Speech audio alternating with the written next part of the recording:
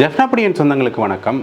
இந்த காணொலியில் நாங்கள் எதை பற்றி பார்க்க போகிறோம்னா, நாங்கள் உங்களுக்கு போன காணொலியில் சொல்லியிருப்போம், ஜனாதிபதி ஒரு விசேட உரை ஒன்று ஆற்றத்துக்கு இருக்கிறார். உங்களுக்கே தெரியும், ஒரு ஜனாதிபதியாக பதவியேற்ற பின்னர் எல்லா ஜனாதிபதிகளையும் தங்களுடைய விசேட உரை ஒன்று ஆற்றினோம். அந்த உரையைத்தான் தற்போதைய ஜனாதிபதி அன்ருகுமார் திசாநாயக்க அவர்களும் ஆற்றியிருக்கிறார்.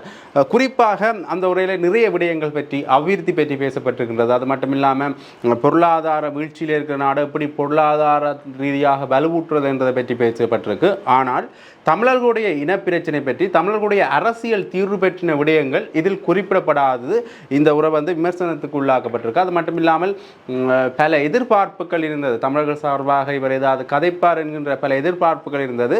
ஆனால் அந்த எதிர்பார்ப்புகள் முழுமையாக இந்த உரையினூடாக பூர்த்தி செய்யப்படவில்லை. அது மட்டும் இல்லாமல் தொடர்ந்து இனிவரும் காலங்களில் அது தொடர்பான பேச்சுக்கள் எடுபடுமா? அது மட்டும் இல்லாமல் ஏற்கனவே தேர்தல் விஞ்ஞாபனத்தில் கூறியிருந்தார், போலீஸ் அதிகாரங்கள் பற்றி மறுபரிசீலனை செய்யணும் என்று. அது தொடர்பாக பேசப்படுமா என்பதை பற்றி தெரியல. நான் இப்போ அந்த உரையை முழுமையாக வாசிக்கிறேன். அந்த உரையை நீங்கள் பாருங்கள். பிக்குமார்களே, மத தலைவர்களே, பெற்றோர்களே, சகோதர சகோதரிகளே, பிள்ளைகளே, பல தசாப்தங்களாக நாம் எழுப்பிய குரலுக்கு மெதுமெதுவாக ஆனால் சீராக செவிசாய்த்து நாங்கள் முன்வைத்த வேலை திட்டத்திற்கு உயிர் மூச்சாக இருந்த இந்நாட்டு மக்கள் அனைவருக்கும் எங்களது கௌரவத்தை தெரிவிக்கின்றோம். எங்கள் வேலை திட்டத்தில் உடன்படாத தரப்பினர் கூட நாங்கள் அடைந்த வெற்றியால் மகிழ்ச்சியடைந்தால் மாத்திரமே நீங்கள் அளித்த இந்த வெற்றி மேலும் பலமானதாக இருக்கும் என்று நான் நம்புகின்றேன்.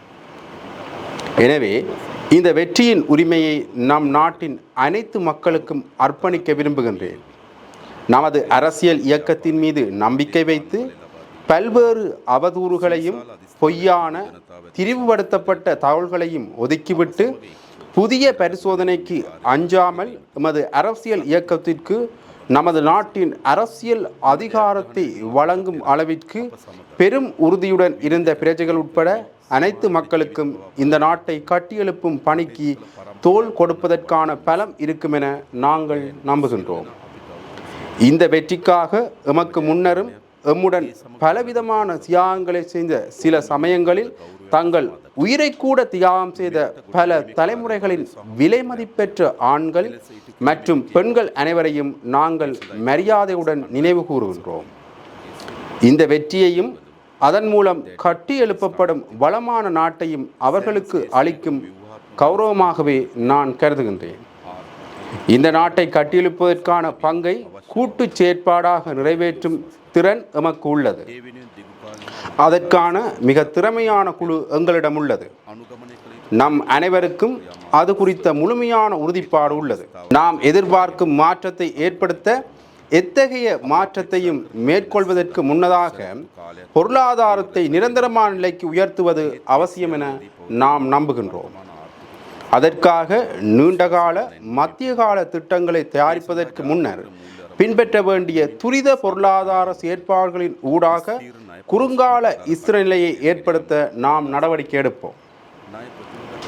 நாம் எதிர்பார்க்கும் மாற்றத்திற்காக குறிப்பிடப்பட்ட காலப்பகுதிக்குள் பல நடவடிக்கைகளை மேற்கொள்ள வேண்டும். ஆனால் அவை அனைத்தும் தற்போதைய பொருளாதாரத்தின் ஸ்திர நிலையையும் நம்பிக்கையையும் கட்டியெழுப்பதில் மாத்திரமே தங்கியுள்ளது. அதற்காக சர்வதேச நாணய நிதியத்துடன் துரிதமாக பேச்சுவார்த்தை ஆரம்பித்து நீடிக்கப்பட்ட கடன் வசதியுடன் தொடர்புள்ள விடயங்களை தொடர்ந்து முன்னெடுக்க நாம் எதிர்பார்க்கின்றோம். கடன் மறுசீரமைப்பு திட்டத்தை முன்னெடுத்து செல்வதற்காக சம்பந்தப்பட்ட கடன் தரப்பினர்களுடன் பேச்சுவார்த்தை நடத்தி அது தொடர்பான பணிகளை விரைவில் நிறைவு செய்து உரிய கடன் நிவாரணத்தை பெறுவதற்கு நாங்கள் நடவடிக்கை எடுப்போம். அதற்கு இந்த நாட்டு மக்களைப் போலவே சர்வதேச சமூகத்தினதும் ஆதரவை பெற முடியும் என நான் நம்புகின்றேன். இந்த ஒத்துழைப்பின் மூலம் இந்த கூட்டு முயற்சியில் வெற்றி பெற முடியும் என நாங்கள் எதிர்பார்க்கின்றோம். எமக்கு அதிகாரத்தை கையளிக்கையில் மாற்றம் ஏற்படுத்தப்பட வேண்டும் என்ற எண்ணக்கருவே மக்களிடத்தில் ஆழமாக பதிந்திருந்தது. மாற்றம் என எமது நாட்டு மக்கள் கருதுவது அரசியல் முறைமையில் காணப்படும் அனைத்து விதமான மோசமான பண்புகளை மாற்றுவதையாகும். தற்போது அது நிரூபணமாகியுள்ளது. இந்த நாட்டில் நடைபெற்ற அனைத்து விதமான தேர்தல்களையும் நோக்கினால் தேர்தலுக்கு பின்னரான எந்த வன்முறை சம்பவம் நடைபெறாத ஒரே ஒரு தேர்தலாக நாம் வெற்றியீட்டிய ஜனாதிபதி தேர்தலாக வரலாற்றில் இணைக்க முடிந்திருக்கின்றது. இது எமது நாட்டு மக்கள் எம்மீது கொண்டுள்ள நம்பிக்கையை உறுதிப்படுத்துகின்றது. இந்த நிலைமையை உறுதிப்படுத்தி நிலைப்படுத்துவது எமது நோக்கமாகும். அரசியலில் அதிகாரத்தை பெறுவதற்கு நடவடிக்கை மேற்கொள்வதற்கும் அதற்காக வியூகம் அமைப்பதற்கும் எவருக்கும் உரிமை உள்ளது. அரசியல் செய்யும் நேரத்தில் அரசியல் செய்வதற்கும் நாட்டை கட்டியெழுப்ப வேண்டிய நேரத்தில் அதற்காக ஒன்றிணைந்து செயற்படுவதன் முக்கியத்துவத்தையும் இந்த தருணத்தில் வலியுறுத்துகின்றேன். அதற்கான தலைமைத்துவத்தை நாம் வழங்குகின்றோம். சிங்களவராக இருந்தாலும், தமிழராக இருந்தாலும், முஸ்லீமாக இருந்தாலும், பேர்கராக இருந்தாலும், மலேயாக இருந்தாலும், இவர்கள் அனைவருக்கும் நாம் இலங்கை பிரஜைகள் என்று பெருமையுடன் வாழக்கூடிய நடைமுறை சாத்தியமான ஒரு நாடு உருவாகும் வரை இந்த நாடு தோல்வியடையுமே தவிர வெற்றியடையாது. அதற்காக அரசியலமைப்பு ரீதியான பொருளாதார அரசியல் மறுசீரமைப்புகளை மேற்கொள்ள ஒருபோதும் நாம் பின்வாங்க மாட்டோம். தனது இனம், தனது மதம், தனது வர்க்கம், தனது சாதி என இந்த நாடு பிரிந்திருந்த காலத்தை முழுமையாக முடிவுக்கு கொண்டு வந்து பன்முகத்தன்மையை மதிக்கும் இலங்கை தேசமாக இந்த நாட்டை கட்டியெழுப்பும் நிலையான நிரந்தரமான வேலை திட்டத்தை நாம் ஆரம்பிப்போம். இந்த அனைத்து நடவடிக்கைகளை முன்னெடுப்பதற்காக அவற்றை செயல்படுத்த அவசியமான செயற்திறன்மிக்க மற்றும் நேர்மையான அதிகாரிகளை நியமிக்கும் பல நடவடிக்கைகளை நாங்கள் ஏற்கனவே நிறைவு செய்துள்ளோம். பொது பணிக்கு இடையூறு ஏற்படாத மற்றும் பிரஜைகள் தொடர்பில் பாதகமான அழுத்தங்கள் ஏற்படாத வகையில் எதிர்பார்த்த மாற்றங்கள் படிப்படியாக முன்னோக்கி கொண்டு செல்ல எங்களால் முடியும். சட்டத்தை மதிக்கும் நாட்டை உருவாக்கவும் ஒழுக்கமான சமுதாயத்தை உருவாக்கவும் நாங்கள் அர்ப்பணிப்புடன் உள்ளோம். அனைத்து பிரஜைகளினதும் சமூக பாதுகாப்பை உறுதி செய்வோம். சட்டத்தின் முன் அனைவரும் சமம் என்ற எண்ணக்கருவை மீள உயிர்ப்பிப்போம். பொதுமக்களை கண்ணியமாக நடத்தும் அரசாங்கத்தின் இலக்குகளை நோக்கி செல்லும் அரச சேவையை உருவாக்குவோம். செயற்திறன்மிக்க நேர்மையான மற்றும் ஜனரஞ்சகமான அரச சேவையை உருவாக்க நாம் அர்ப்பணிப்புடன் செயற்படுவோம். இந்த நாட்டு மக்களின் வாழ்க்கை தரத்தை மேம்படுத்துவதே எமது எதிர்பார்ப்பு. அதற்கான நடைமுறை சாத்தியமான வேலை திட்டம் மக்களிடம் உள்ளது. மக்கள் மீது ஏற்பட்டுள்ள அதிக வாழ்க்கை சுமையை குறைப்பதற்கு நாம் நடவடிக்கை எடுப்போம்.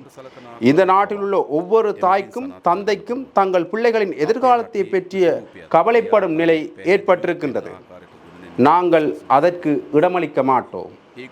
தமது பிள்ளைக்கு நல்ல பாடசாலை மற்றும் சிறந்த கல்வியை வழங்க அந்த ஒவ்வொரு பெற்றோருக்கும் உரிமை உண்டு. அனைத்து பிள்ளைகளுக்கும் சிறந்த கல்வியை வழங்கவும் அடுத்த தலைமுறையை பாதுகாக்கவும் நாம் அர்ப்பணிப்புடன் உள்ளோம். அறிவு, திறன், மனப்பாங்கு என்பவற்றை மேம்படுத்தி இளைஞர் சமூகத்திற்கு நம்பிக்கை ஏற்படக்கூடிய எதிர்காலத்தை உருவாக்குவோம். எந்த நாட்டிற்கு நாம் சென்றாலும் விமான நிலையத்தின் தன்மையை வைத்து அந்த நாடு குறித்து ஒரு கண்ணோட்டத்தை உருவாக்க முடியும்.